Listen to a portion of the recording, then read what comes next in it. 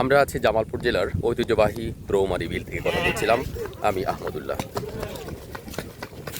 এই বিলের চারপাশে পানি দিয়ে ভরা থাকে প্রায় বর্ষাকালে, তবে এখন প্রায় বিল পানি শূন্য বললেই চলে। বিলের চারপাশে ফসলের মাঠ, ধুধু করে ফসলের মাঠ।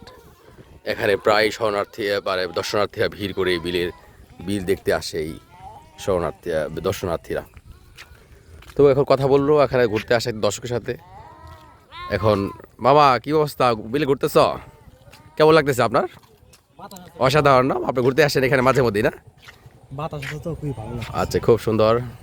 বিলে মানুষ অসাধারণ, তারা ঘুরতেছে। পরিবেশটা বেশ চমৎকার, নান্দনিক পরিবেশ বললেই চলে। গবাদি পশুরা বিলের নিচ দিয়ে ফসলের খাচ্ছে, মারে ভেড়ার পাল।